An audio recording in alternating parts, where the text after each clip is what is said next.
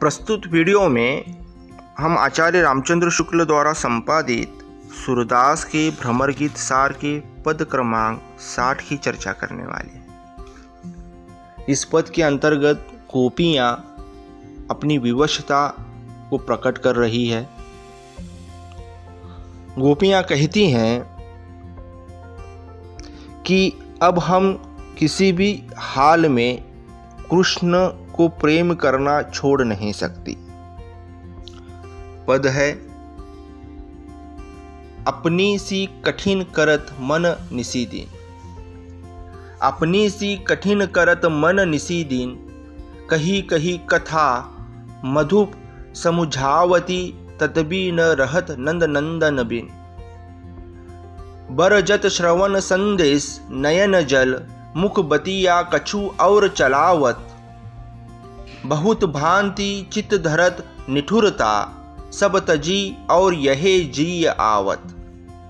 कोटि स्वर्ग सम सुख अनुमानत, हरि समीप समता नहीं पावत। थकित सिंधु नौका के खगजों, फिरी फिरी फेरी वह गुण गावत। जे वासना न बिदरत अंतर, तेई अधिक अनुअर दाहत। सूरदास परिहरी न सकत तन, बारक बहुरी मिल्यो है चाहत। तो प्रस्तुत पद में गोपियां अपनी विवशता को प्रकट करती हुई कहती हैं, हे भ्रमर, हे उद्धव, हमने रात दिन अपनी शक्ति भर अपने चित्त को श्री कृष्ण की प्रीति से विमुक्त करने का प्रयत्न किया। तुम्हें क्या लगता है कि जब से श्री कृष्ण गए हैं, हमें मिलने के लिए नहीं आए हैं, हमने भी कोशिश की कि श्री कृष्ण की प्रीति को मन से निकालें, किंतु फिर भी यह ब्रजचंद के ध्यान के बिना नहीं रहता। तो हम जितनी बार भी उनके ध्यान से दूर जाने का प्रयास किया, उतनी बार हम और उनके समीप आते गए, उनका ध्यान और हमारे मन में उभरता चला गया। हमने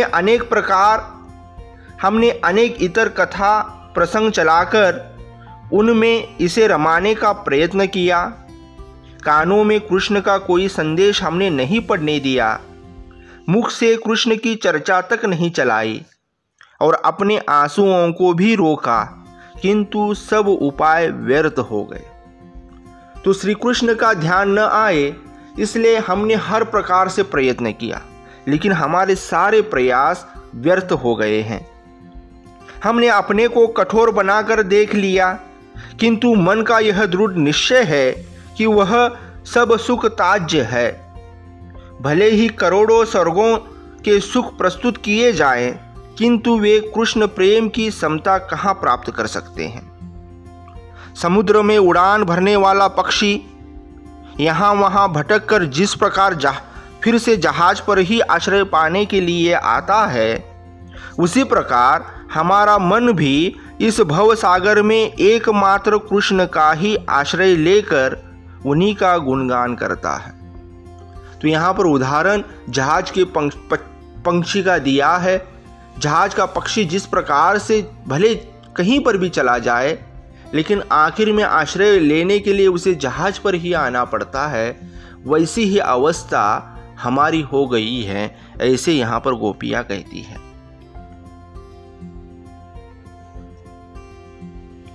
जो मन की लगन हृदय से हटती नहीं, उसी के कारण हृदय उत्तरोत्तर व्यथा पाता है। सुर कहते हैं कि गोपियों ने कहा कि यह मन इस शरीर का परित्याग भी नहीं कर सकता, क्योंकि वह केवल एक बार प्रिय छवि का दर्शन भर करना चाहता है। तो गोपियाँ कह रही हैं कि हमारी अवस्था ऐसी हो चुकी है कि श्री कृष्ण के नाम के बिना, उनके ध्यान के बिना हम रह नहीं सकती और हम मर भी नहीं सकती, क्योंकि हमारी अभिलाषा प्रिय की छवि का दर्शन भर करना है। जब तक उनके छवि का हम दर्शन नहीं कर सकती, हमारे प्राण पखेरु उड़ भी नहीं जा सकते। तो प्रस्तुत पद के काव्य सौंदर्य की बात करें तो प्रस्तुत पद में अंत्यानुप्रास, वृत्यानुप्रास एवं उपमा अलंकार है। प्रस्तुत पद राग सारंग में गाया जाता है।